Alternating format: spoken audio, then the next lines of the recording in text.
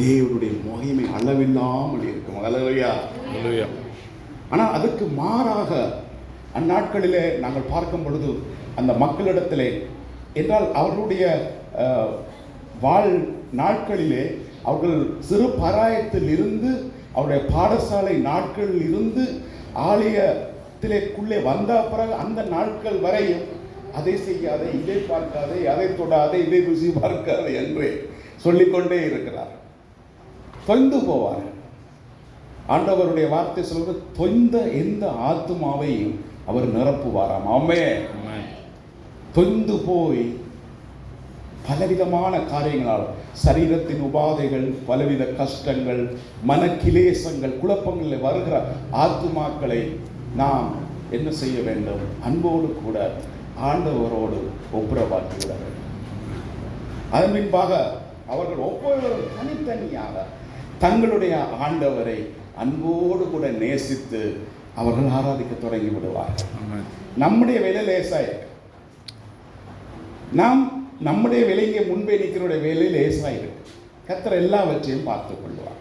அதனால் பிரியமானவர்களே, இந்த ஆத்துமாவை குறித்து நாங்கள் அறிவில்லாமல் இருக்கிறது நல்லதல்ல. பிரியமானவனே, பிரியமானவளே, உன் ஆத்துமா வாழுகிறது போல. என்ன அவைகள்லாம் இந்த ஞாபகங்கள், நினைவுகள், சிந்தனைகள், எண்ணங்கள் எல்லாம் ஃபைல வச்சிருக்கு. நான் சில காரியங்களை மறந்து விட்டேன், அது நினைவில் கூட இல்லை. பாஸ்டரை சந்திச்ச பொழுது இத்தனை வருஷங்களுக்கு முன்பாக இப்படி நடந்தது, இந்த காரியங்கள் எல்லாம் அப்படியே A to Z சொல்லுகிறார். இப்படித்தான் சொல்லி நான் இப்படி சொன்னேன், நீங்க அப்படி சொன்னீங்க.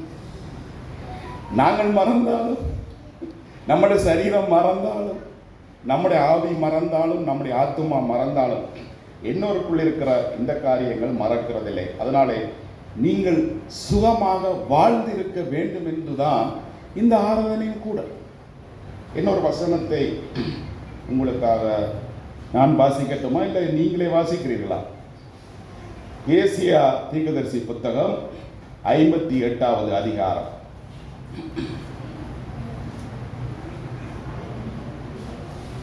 11வது வசனம்.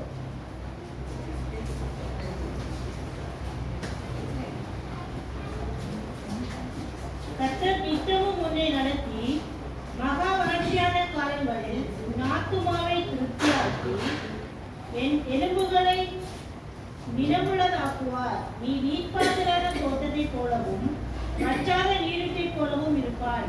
கர்த்தர் நித்தமும் உன்னை நடத்துவார்.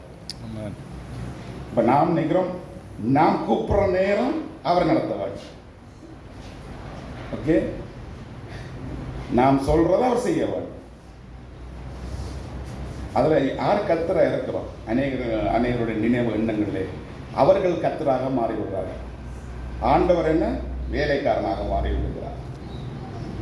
இதுதான் பிரச்சனை.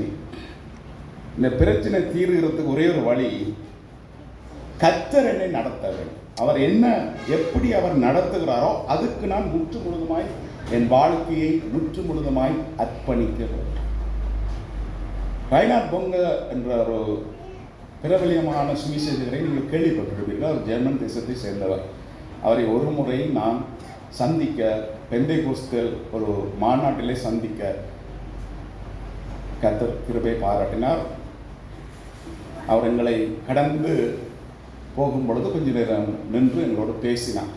தமிழ் ஊழியக்காரர்கள் என்றபடினாலே அந்த தேவ மனிதன் அந்த இடத்திலே இருந்த பொழுது நம்மால் தேவ பிரசன்னத்தை உணர முடிந்தது. இல்லைங்களா? அவரும் என்னை உங்களை போல மனிதன் தான்.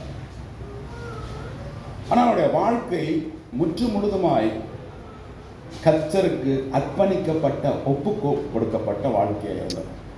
அதனால் ஆப்பிரிக்கா தேசத்திலே பல ஆயிரம் லட்சங்களை, ஆத்துமாக்களை அவர் ஆதாயம் செய்த ஒரு பெரிய ஊழியங்களை கர்த்தர் கொடுத்திருந்தார்.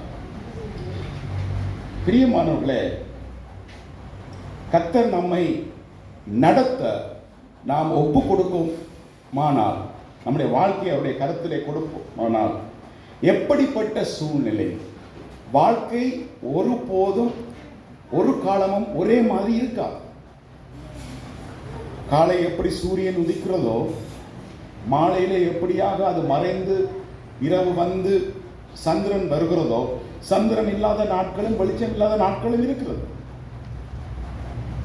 அதை நாம் சகித்துத்தான் போகிறோம், அதை நான் பொறுத்துத்தான் போகிறோம். காலங்களும் சூழ்நிலைகளும் மற்ற காரியங்களும் மாறிக்கொண்டு அனுதினமும் மாறுகிறது. வெதரை எத்தனையோ முறை மாறுகிறது. அது ஜெர்மனியில் ஒவ்வொரு மணித்தியாலும் மாறும். ஒவ்வொரு மணித்தியாலும் பார்த்து கொண்டிருக்க எப்படி இருக்கும். அந்த சரீரம் எவ்வளவு படாத பாடுபடும் அந்த வெதர் சேஞ்சு. அதையெல்லாம் நாங்கள் சகித்து பொறுத்துத்தான் போகிறோம். அதே போல் நம்முடைய தனிப்பட்ட வாழ்க்கையிலும் ஊழிய பாதையிலும் இப்படியான பல சூழ்நிலையை நாம் சந்திக்கிறோம் தானே. இதற்கு யாரும் விதிவிலக்கு இல்லை. என்றாலும் கர்த்தர் மட்டுமாய் நமக்கு பெரிய தயவு பாராட்டி இருக்கிறார். அவருடைய கண்களில் நமக்கு கிருபை கிடைத்தால்தான் இந்த பூமியிலே வாழுகிற தயவும் எல்லா இடங்களிலும் உண்டாகிறது பிரியமானவர்களே.